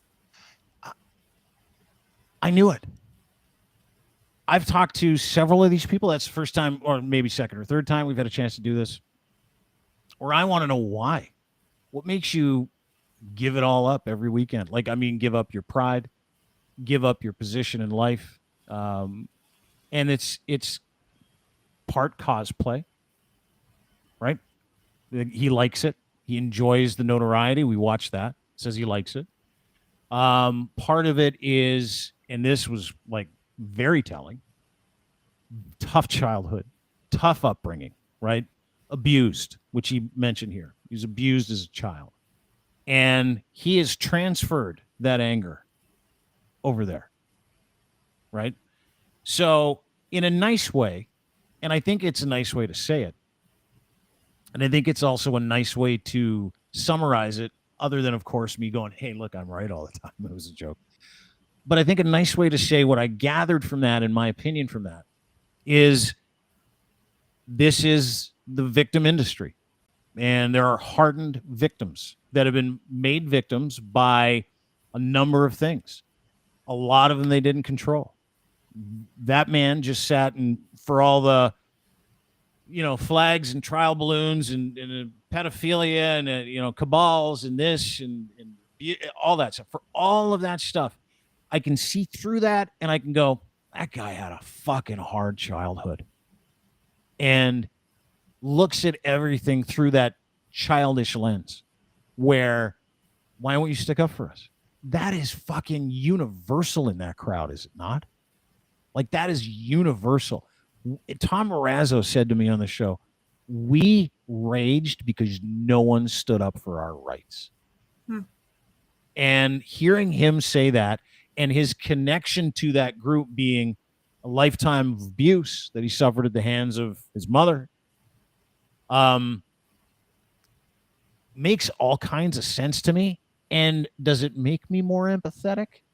Makes me more empathetic for the person that was prior to this person, but it also helps me understand that, I get it. This is a lifetime of unmet expectations. This is anger for things that are unfair. This is payback for the abuse.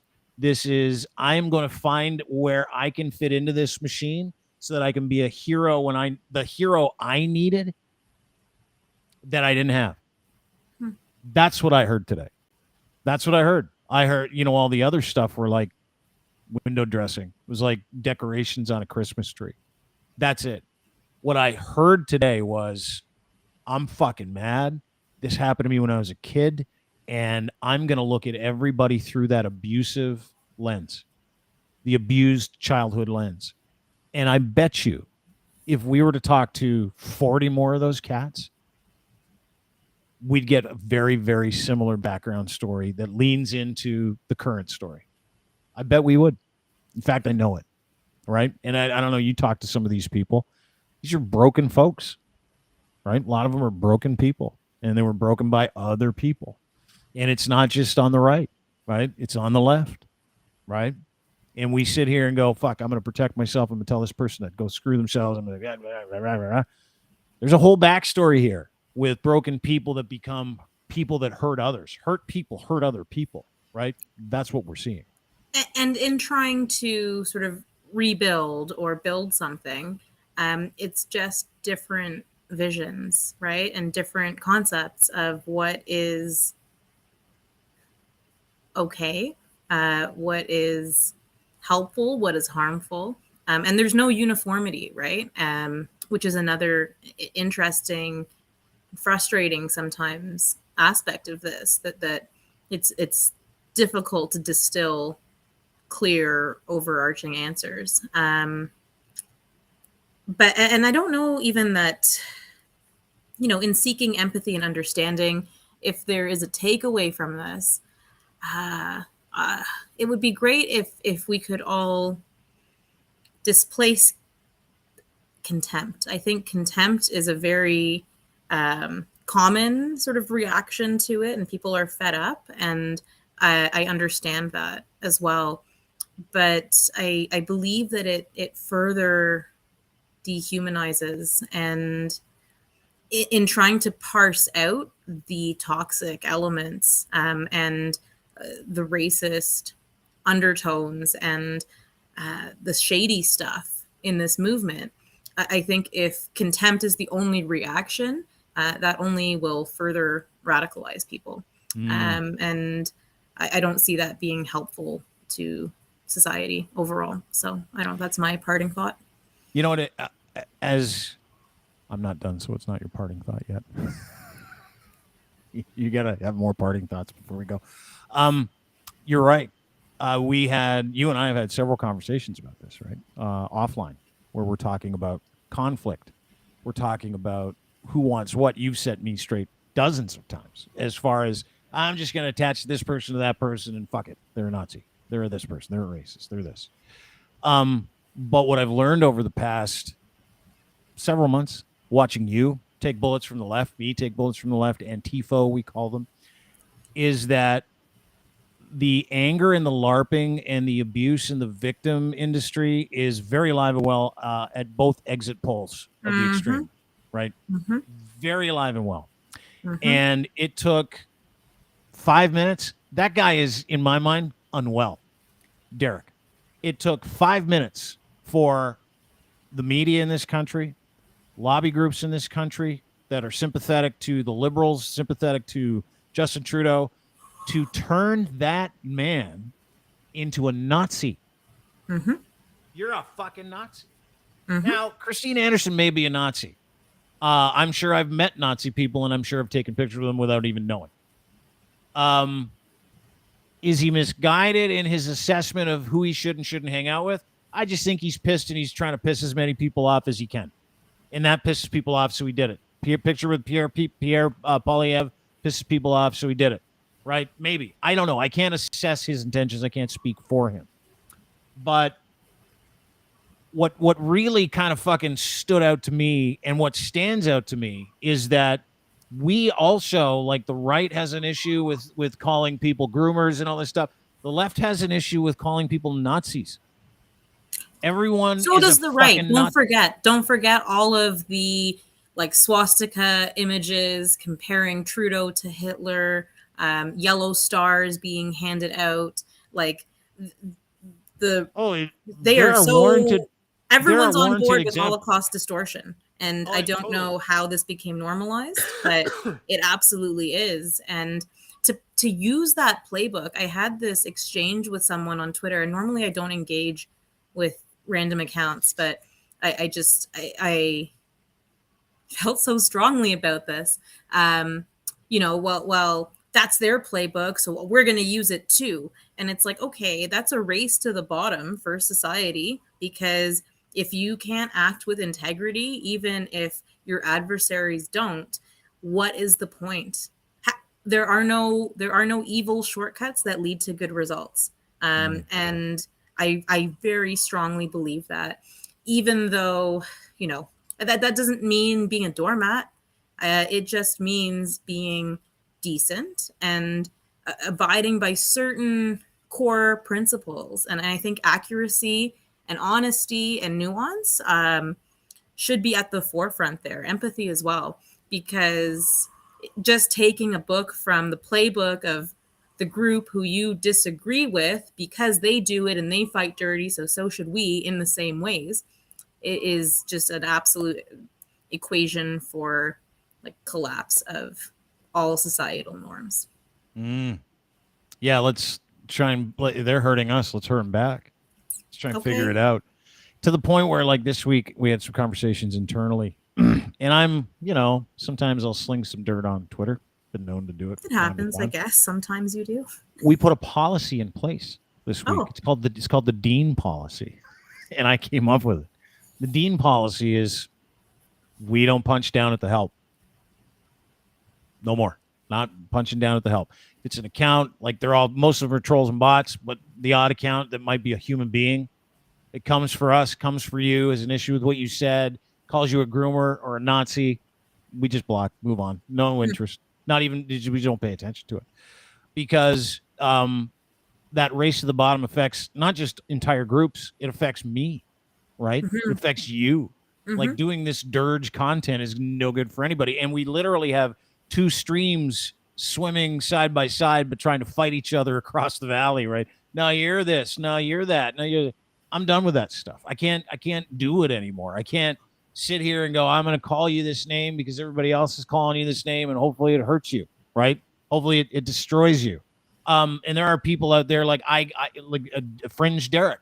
He's a human being who I think is like incredibly troubled, super angry, super victimized, was abused, says that that's why he's doing it, and he's taking the motivation from being abused as a child into this thing. And I think that it is the same with all of them almost. I think if you were going to do some kind of transference, you could be able to say, okay, well, it's these many people. You can put them in a box and say these many people, and it'd be like 80% of those people are really angry about their lives because their lives have sucked to no fault of their own in some, or some it is their fault, right? Where I went wrong, and sometimes still do, is I paint everybody with that same brush, right?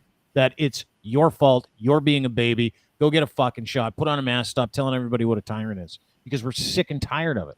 Now I'm not even going to engage with it because it is such a small portion of society, and we've done the analytics on it. There's no upside to it anymore. There's no upside into talking about it or trying to convince anybody that these things are good or that's good or the way that you think is wrong. I just want to now talk to people and go, hey, fuck, where'd you come from? I got so much more out of talking to Derick, from understanding the mind of these people, because like we're so fucking diversified right now, right? Nobody talks to anybody. Everybody just says that's your label. And we literally are hardening ourselves, radicalizing ourselves in the middle, on the right and the left, to just look at different people and say, this is how useless they are. And maybe there's an opportunity, a guy like Derick goes and gets some help, right? Maybe there's an opportunity, a guy like him goes and gets counseling and trusts some people and decides that maybe he's not as pissed off at the world as he was, because there are people out there that are willing to have a conversation with him, like you, right? That guy drove me crazy for an hour and a half, drove me nuts. But there were nuggets in there where I'm like, yeah, okay, now we're getting somewhere, right? Now we're getting somewhere. And I would have never have talked to him if it wasn't for you. Never. I really, like, this is maybe corny, but I actually believe that kind of you can learn something from everyone, right? You're not going to learn the same thing, and what you learn, will have differing value, and some have more to offer than others. But I have a lot of trouble with this trend of just dismissing outright. And that is very common, and people are quick to make snap judgments, sometimes based on really circumstantial evidence, things where there are alternate explanations, and just writing people off, I don't see as the way forward. Those are great parting words. Great job. Caryma Saad at Caryma Rules on Twitter is where you can follow her. Sadvocacy.com. Why do I have such a fucking hard time saying that? Sadvocacy? It's because of the V and the D. They fight. Try spelling it over the phone. All the letters sound the friggin' same. I didn't think that part of it through. SADVOCAC, and then it's like, what? So now I just text it. That's always the best, is when you're booking something and someone's like, email address, and you're like, dean@deanblundell.com. And they're like, okay, what is that again? It's like my whole name. It's my whole name, just my first name, and then my whole name, and then at in the middle. And they're like, okay, can you spell that? And I'm like, oh my God, I just gave you the complete spelling of my name, and we're gonna do this again. It's why I like never do like, customer service phone calls. It's because I'm like, I don't want to explain my email address to people for 12 minutes. It's not in me.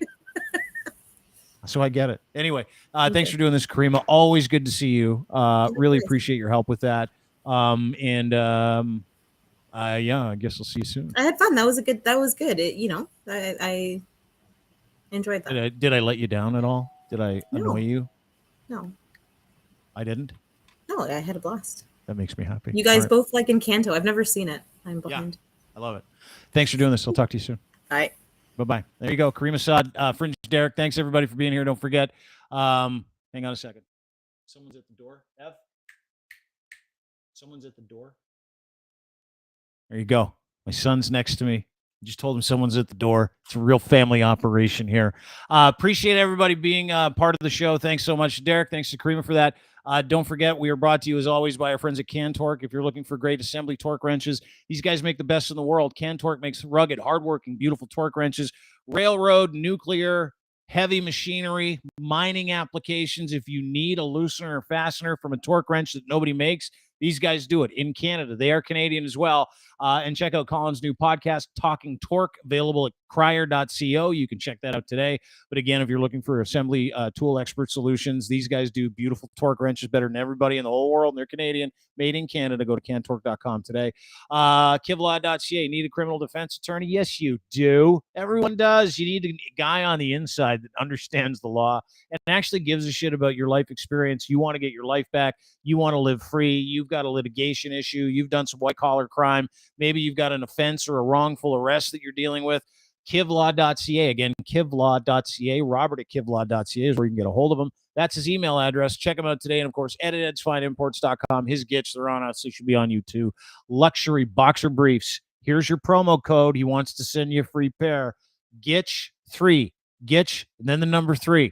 You're off to the races with luxury boxer briefs, pouch in the front, super breathable, made for Canadians, by Canadians in Canada at edsfineimports.com. Order online with your promo code GITCH3 today. Have a great day, everybody.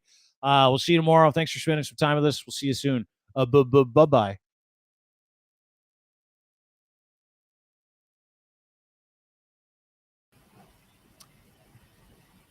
It's that easy. You really